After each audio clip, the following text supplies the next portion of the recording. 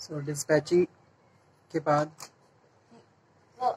General provisions regarding export import. Import का क्या मतलब होता है? गुड्स को दूसरी कंट्री से खरीदना। जिन रिसोर्सेज की हमारे यहाँ स्कैरसिटी होती है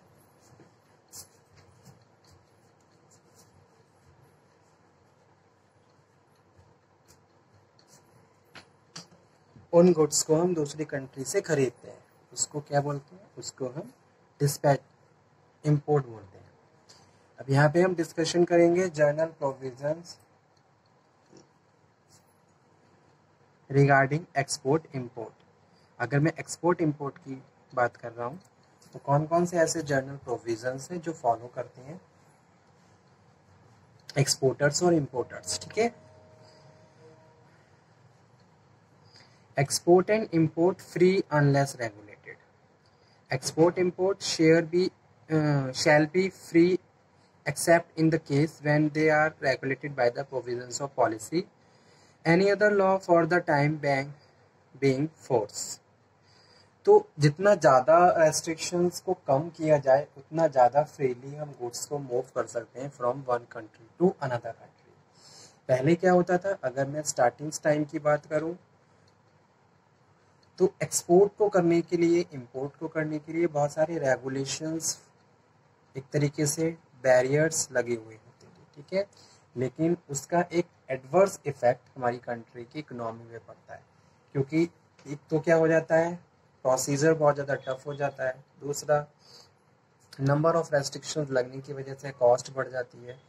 तो गवर्नमेंट ने ये डिसाइड किया कि भाई अगर हम इंटरनेशनल बिजनेस को प्रोसीड करना चाहते हैं तो हमें कुछ बैरियर्स को रिड्यूस करना होगा। ठीक है, तो वही चीज़ यहाँ पे हम बात कर रहे हैं कि भाई एक्सपोर्ट एंड इंपोर्ट, गवर्नमेंट क्या करती है, गवर्नमेंट सब्सिडी भी देती है एक्सपोर्टर इंपोर्टर्स को, ताकि फ्रीली वो बेटर तरीके से गुड्स को प्रोड्यूस करके अदर कंट्री में बेच सकें। ठीक है, उसके लिए जो भी पॉलिसी बनाई है और पॉलिसी में जो भी प्रोविजंस है वो सारे प्रोविजंस कम ऑर्गेनाइजेशंस को प्लस जो भी एक्सपोर्टर है उसको फॉलो करने होते हैं। ठीक है, सेकंड क्या है, सेकंड प्रोसीजर है वो है कंप्लायंस का, कि भाई अगर आप कोई भी फैक्ट्री को चला रहे हो तो आपको compliance day to day monthly आपको कंप्लायंस करना होगा।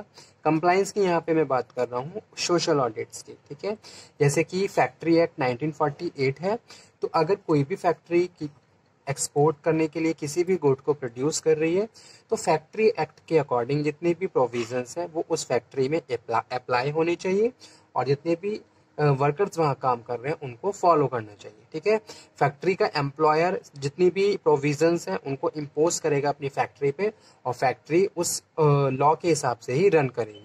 So every exporter and importer shall comply with the provisions of Foreign Trade Development and Regulations of the 1992. ठीक है, the rules orders made there under the provisions of the policy and terms and conditions of any license, certificate, permissions granted to him.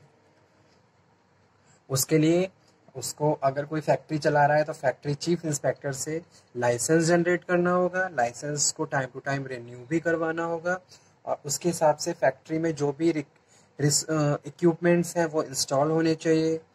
Factory का infrastructure और factory का layout और ये सारी facilities हैं वो according to the instructions and the provisions of the factory act 1948 होनी चाहिए। ठीक है, और कंप्लायंस उनका हर मतलब कि टाइम पे कंप्लायंस होना चाहिए। कंप्लायंस में क्या होता है, ऑडिटर्स आते हैं, ऑडिटर्स आपकी फैक्ट्री को रिव्यू करते हैं, चेक करते हैं कि भाई आप जो फैक्ट्री एक्ट के अकॉर्डिंग जो भी प्रोविजंस हैं उनको फॉलो कर रहे हो या नहीं कर रहे हो। वर्कर्स की वेजेस के बारे में, वर्कर्स की हेल्थ एंड सेफ्टी, वर्कर्स की वेलफेयर के रिगार्डिंग। ठीक है, और प्रॉपर मशीन्स वगैरह इंस्टॉल होनी चाहिए और उनको प्रॉपर कवर करना है।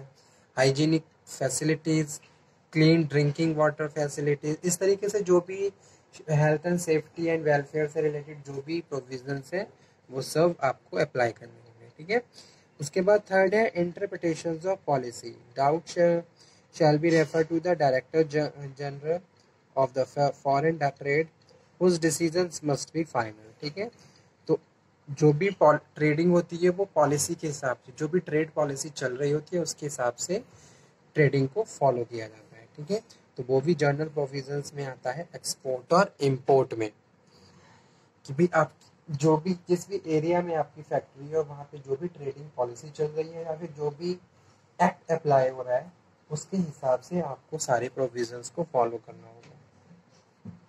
Procedure specify the procedure bye exporter and importer.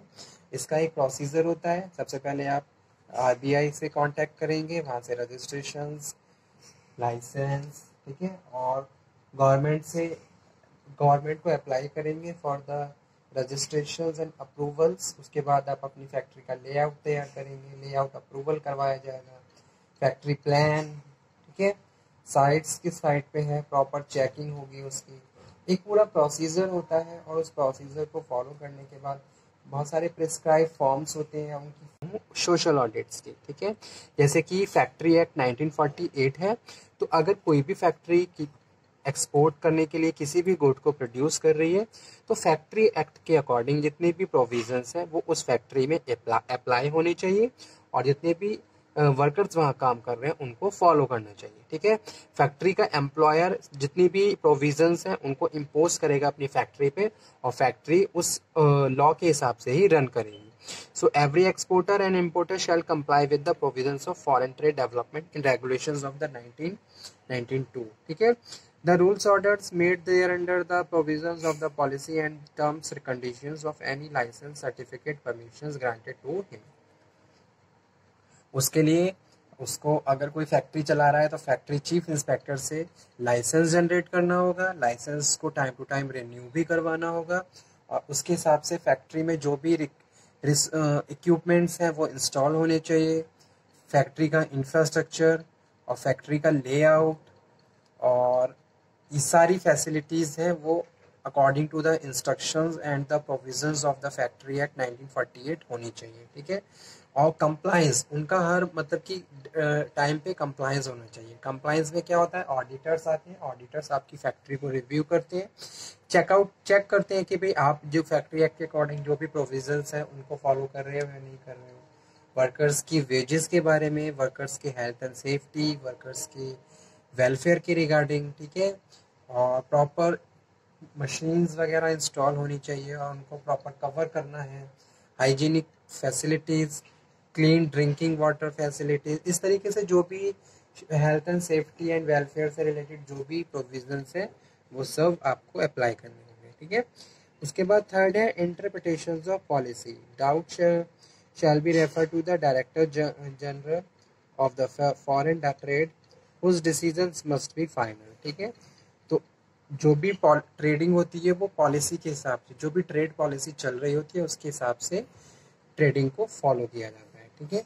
तो वो भी जर्नल प्रोविजंस में आता है एक्सपोर्ट और इम्पोर्ट में कि भी आप जो भी जिस भी एरिया में आपकी फैक्ट्री है और वहाँ पे जो भी ट्रेडिंग पॉलिसी चल रही है या फिर जो भी एक्ट अप्लाई हो रहा है उसके हिसाब से आपको सारे प्रोविजंस को फॉलो करना होगा।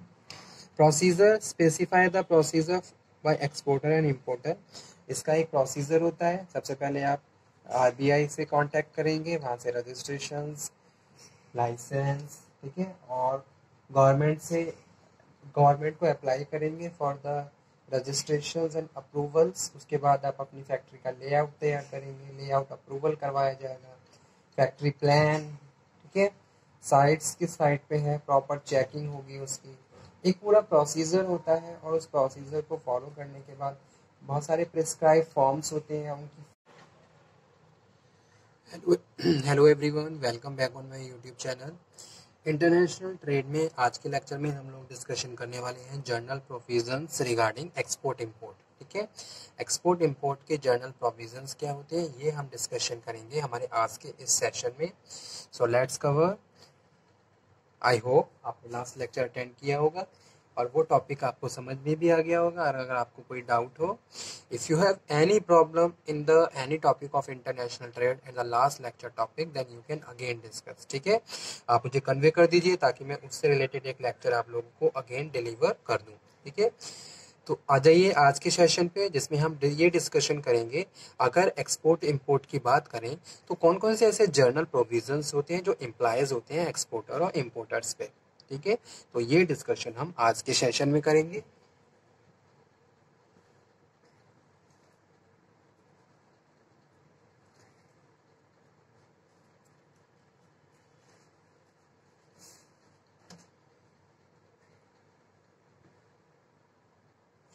तो आज का सेशन स्टार्ट करने से पहले मैं आप लोगों को एक बार दोबारा से रिपीट कर देता हूँ, समझा देता हूँ क्या मतलब होता है इंटरनेशनल ट्रेड या फॉरेन ट्रेड का। ठीक है, international trade, foreign trade, international business, all the terms are same and the same meaning.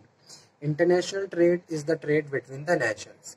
अगर मैं इंटरनेशनल ट्रेड की बात कर रहा हूँ, it means I am talking about the business between the one to another country, या ठीक है वन एंड मोर कंट्रीज। किसी भी एक कंट्री का अदर कंट्री के साथ और अदर उससे ज़्यादा दो या दो उससे अधिक कंट्रीज के साथ जो बिजनेस चल रहा है, उस बिजनेस को इंटरनेशनल ट्रेड बोलते हैं। ठीक है, international trade is the buying and selling of goods and services outside the boundaries of country. Country की बाउंड्री के बाहर बाहर जाके अगर बिजनेस या फिर इन्वेस्टमेंट किया जा रहा है, ठीक है, तो उसको इंटरनेशनल बिजनेस कहते हैं और उसको फॉरेन बिजनेस भी कहते हैं, फॉरेन ट्रेड भी बोलते हैं, इंटरनेशनल ट्रेड भी बोलते हैं। तो international trade is the trade between the Nations as well as we can say that buying and selling of goods and services outside the boundaries of the countries।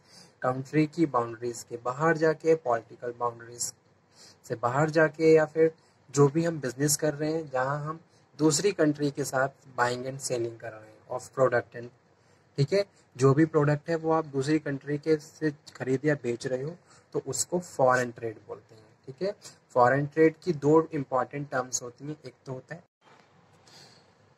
So okay student, ये topic हमारा यहीं पे finish हुआ। If you have any problem, any doubt, then you can again discuss. Next lecture में हम फिर से मिलेंगे और फिर से बात करेंगे एक नए टॉपिक पर। तब तक आप ये पढ़िए, समझिए, कोई डाउट हो तो आप दोबारा से डिस्कशन कर लीजिए। Thank you very much.